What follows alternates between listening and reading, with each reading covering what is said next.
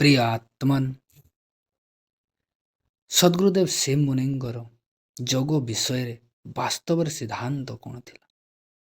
ଯୋଗାଭ୍ୟାସ ଦ୍ୱାରା ମନକୁ ପବିତ୍ର ଓ ନିଷ୍ପାପ କରିନେବା ପରେ ଯଦି କେହି ମନୁଷ୍ୟ ସ୍ୱତନ୍ତ୍ର ରୂପରେ ବିଚାର କରିବେ ତ ମୁଁ ଏହା କହିପାରେ କି ସେ କୌଣସି ସମ୍ପ୍ରଦାୟ, ରାଜନୀତି ମତ ବା ମଜହବର ପକ୍ଷପାତ ରହିବ ନାହିଁ। ଯୋଗୀର ଆତ୍ମା ଓ ତାହାର ଅନୁଭବ ସ୍ୱୟଂ ବତାଇ ଦେବ ସତ୍ୟର ସିଦ୍ଧାନ୍ତ କ'ଣ। ଯୋଗୀ ଅତ୍ୟନ୍ତ ସ୍ୱତନ୍ତ୍ର ରହିବାକୁ ଚାହେଁ। ରାଜନୀତି ଯାହା ବି ହେଉ, ରାଜ କରିବାର ନୀତି ହେଉ ବା ଶାସନ କରିବାର ନୀତି, କୌଣସି ଶାସନ ମନୁଷ୍ୟର ପ୍ରିୟ ହୋଇନାହିଁ। ସବୁ ଶାସକ ମନୁଷ୍ୟର ସ୍ୱତନ୍ତ୍ରତାକୁ ଅପହରଣ କରନ୍ତି। ଏହି ଦଶା ବି ମଜହବର। ମତାନ୍ତରରେ ସବୁଠାରୁ ପ୍ରଥମେ ଝଗଡ଼ା ସୃଷ୍ଟି ବିଷୟରେ। ଏହି ସୃଷ୍ଟି କିପରି ଉତ୍ପନ୍ନ ହୋଇଛି, କେବେ ହୋଇଛି ଓ କିଏ ଉତ୍ପନ୍ନ କଲା। ଯେତେ ମଜହବ ଓ ମତ ଅଛି, ସମସ୍ତେ କେବଳ ଏହି ସୃଷ୍ଟି ବିଷୟରେ କଳି କରନ୍ତି, କିନ୍ତୁ ଈଶ୍ୱରଙ୍କୁ ସମସ୍ତେ ଅନାଦି ଓ ଅନନ୍ତ ମାନନ୍ତି। ଈଶ୍ୱର ସର୍ବଦା ଅଛନ୍ତି ଓ ରହିବେ। ସବୁ ମଜହବ ଲୋକମାନେ ଏହା ହିଁ କହନ୍ତି। ଜୀବକୁ ମଧ୍ୟ ସବୁ ଲୋକ ଏପରି କୁହନ୍ତି। ପ୍ରକୃତି ଓ ପରମାଣୁକୁ କେହି ଉତ୍ପନ୍ନ କରିନାହାନ୍ତି। ଖ୍ରୀଷ୍ଟିଆନଙ୍କ ବାପା, ପୁଅ ଓ ନାତି ତିନି ଜଣ ଯାକ ଅନାଦି ଓ ଅନନ୍ତ। ଯଦି ସବୁ ଅନାଦି, ତେବେ ସୃଷ୍ଟି କାହିଁକି ଅନାଦି ନୁହେଁ? ଏହି ସଂସାର ମଧ୍ୟ ଅନାଦି ଓ ଅନନ୍ତ। ତାହା କେଉଁ ସମୟ ଥିଲା ଯେତେବେଳେ ଈଶ୍ୱର ସୃଷ୍ଟିକୁ ତିଆରି କରିପାରିନଥିଲେ? ଯଦି ତିଆରି କରିଥିଲେ ତ ସୃଷ୍ଟିକୁ ଅନାଦି ଅନନ୍ତ କାହିଁକି ତିଆରି କଲେ ନାହିଁ?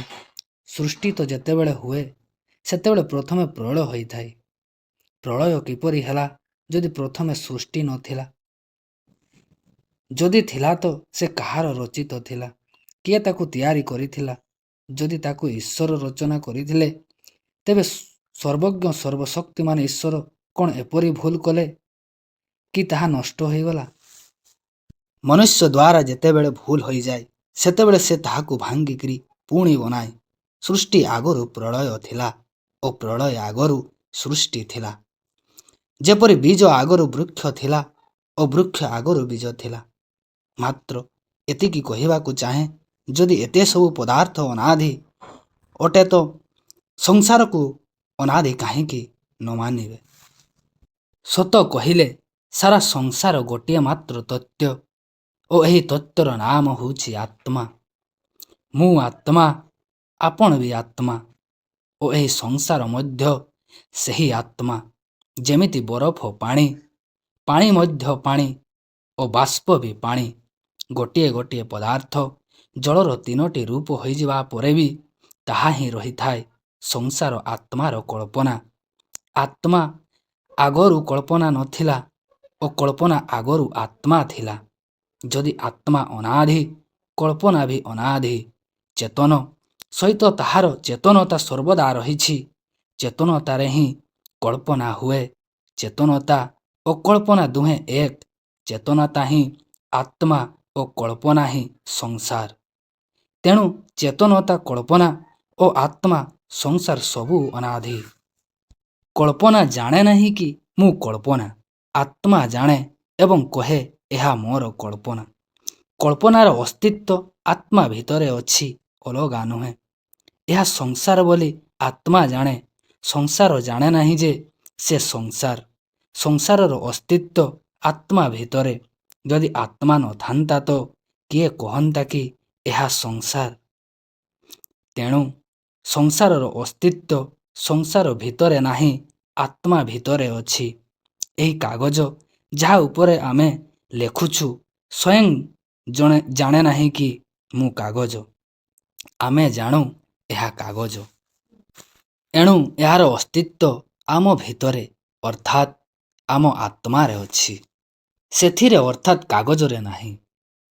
ଏହା କାଗଜ, ଏହି କଥାକୁ ଆତ୍ମା ଜାଣେ, କାଗଜ ନୁହେଁ। ଅତଏବ କାଗଜର ଅସ୍ତିତ୍ୱ ଆତ୍ମାରେ ଅଛି, କାଗଜରେ ନୁହେଁ। ଯଦି କାଗଜର ଅସ୍ତିତ୍ୱ ଆତ୍ମାରେ ଅଛି ତ କାଗଜ, ଆତ୍ମା ଦୁଇଟି ଏକ। କାଗଜ ଆତ୍ମାର କଳ୍ପନା, କାଗଜର କଳ୍ପନା ନୁହେଁ। ଯଦି ଆତ୍ମା ନ ହୁଅନ୍ତା ବା ନଥାନ୍ତା, ତେବେ କାଗଜକୁ କିଏ କହନ୍ତା ତାହା କାଗଜ ବୋଲି? ଏପର୍ଯ୍ୟନ୍ତ ବି କାଗଜ ସ୍ୱୟଂ ଜାଣେ ନାହିଁ ବା କହେ ନାହିଁ ମୁଁ କାଗଜ ହୁଏ କିପରି। କାଗଜକୁ ଜାଣିବା, ତିଆରି କରିବା, କହିବା, ବତାଇବା ଓ ଏହାର ଅସ୍ତିତ୍ୱକୁ ସ୍ୱୀକାର କରିବା ସବୁ ଆତ୍ମାର କାମ।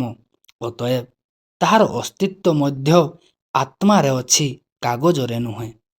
କିଏ କହୁଛି ସଂସାର ଅଛି? ସଂସାର କହୁନାହିଁ, ଆପଣ କହୁଛନ୍ତି ସଂସାର ଅଛି। କାଗଜର ଦୃଷ୍ଟାନ୍ତ ସଂସାର ପାଇଁ। ଠିକ୍ ଏହିପରି ଭାବରେ ସଂସାରର ଅସ୍ତିତ୍ୱ ଆତ୍ମାରେ ଅଛି। ସଂସାର ଆତ୍ମାର କଳ୍ପନା, କଳ୍ପନା ତଥା ଆତ୍ମା ଦୁହେଁ ଏକ। ତେଣୁ ଏକମାତ୍ର ତତ୍ତ୍ୱର ଅସ୍ତିତ୍ୱ ଅଛି, ଯାହାର ନାମ ଆତ୍ମା। ଆତ୍ମା ନିର୍ବିକାର, ନିଷ୍ପାପ, ନିରୋଗ, ନିରାମୟ ଓ ଆନନ୍ଦ ସ୍ୱରୂପ। ତେଣୁ ସଂସାରରେ ପାପ, ରୋଗ, ବିକାର ଓ ଦୁଃଖ ନାହିଁ। ରୋଗ ନିଜର କଳ୍ପନା। ଏହା ସଦ୍ଗୁରୁଦେବଙ୍କର ସିଦ୍ଧାନ୍ତ। ଏହା ନିଜର ପ୍ରକୃତ ସ୍ୱରୂପର ଜ୍ଞାନ। ଏହି ସଦ୍ଜ୍ଞାନକୁ ଦୃଢ଼ କରିବା ପାଇଁ ଯଦି ବାରମ୍ବାର ଭାବନା ଦ୍ୱାରା ନିଜ ମନକୁ କୁହାଯାଏ ବା ଜପାଯାଏ, ଏହାର ନାମ ମନ୍ତ୍ର ଯୋଗ ହେବ। ଏହି ସତ୍ୟ ଜ୍ଞାନକୁ ଭୁଲି ମନୁଷ୍ୟ ଭ୍ରମବଶ ନିଜକୁ ପାପୀ, ରୋଗୀ, ଦୁର୍ବଳ, ନୀଚ ଓ ବିକାରବାନ ଭାବୁଛି ଏବଂ ନିଜର ଭାବନା, କଳ୍ପନା ଓ ବିଶ୍ୱାସ ଅନୁସାରେ ପାପୀ, ରୋଗୀ, ଦୁର୍ବଳ, ନୀଚ ହୋଇଯାଉଛି। ଯଦ୍ୟପି ସେ ସେପରି ନୁହେଁ। ଆତ୍ମା ବିଚାରମୟ ଓ ଭାବନାମୟ। ଏହି କାରଣରୁ ସେ ନିଜକୁ ଯେପରି ଭାବେ ସେପରି ହୋଇଯାଏ। ଏହାର ରହସ୍ୟ ଖୋଲିଯିବା ପରେ ଓ ନିଜର ପ୍ରକୃତ ରୂପ ତତ୍ତ୍ୱର ସହିତ ଜାଣିନେବା ପରେ ମନୁଷ୍ୟ ମୁକ୍ତ ହୋଇଯାଏ। ନିଜର ପ୍ରକୃତ ସ୍ୱରୂପ ଜାଣିବା ପାଇଁ ସ୍ୱରୂପର ସାକ୍ଷାତକାର ଆବଶ୍ୟକ, ଯାହା ପ୍ରକୃତ ଯୋଗ ଦ୍ୱାରା ହେବ। ଯେପରି ସାଇକେଲ ଚଳାଳି ଚାରିଆଡ଼କୁ ଦେଖୁଥାଏ ଓ ଚାଲୁଥିଲେ ବି ବାଲାନ୍ସକୁ ଧ୍ୟାନ ରଖିଥାଏ, ସେହିପରି ଭାବରେ ଜୀବନ ମୁକ୍ତ ଯୋଗୀ ସଂସାରରେ ରହି ସବୁ କାର୍ଯ୍ୟ କରି ମଧ୍ୟ ପୂର୍ବୋକ୍ତ ସତ୍ୟ ଜ୍ଞାନ ତଥା ନିଜର ପ୍ରକୃତ ସ୍ୱରୂପ ଆଡ଼କୁ ଧ୍ୟାନ ରଖେ, କେବେ ଦୁଃଖୀ ହୁଏ ନାହିଁ। ଏହା ହିଁ ଜ୍ଞାନ ସମାଧି। ଜୀବନ ମୁକ୍ତ ହେବା ପରେ ଯୋଗୀର ଏହି ସମାଧି କେବେ ଭାଙ୍ଗେ ନାହିଁ। ଯେ ପାପୀ, ଦୁର୍ବଳ, ରୋଗୀ ନୁହେଁ, ତାକୁ ପାପୀ, ରୋଗୀ, ଦୁର୍ବଳ ମନେ କରିବା ହିଁ ଅଜ୍ଞାନ। ଏହି ଅଜ୍ଞାନକୁ ଦୂର କରିବା ପାଇଁ ଯୋଗ ସାଧନ କରାଯାଏ। ଯୋଗରେ ପ୍ରକୃତ ଜ୍ଞାନ ହେବ ଏବଂ ଯେ ଏହି ସତ୍ୟ ଜ୍ଞାନ ଉପରେ ଦୃଢ଼ ରହିବ, ସେ ଜୀବନ ମୁକ୍ତ ହେବ।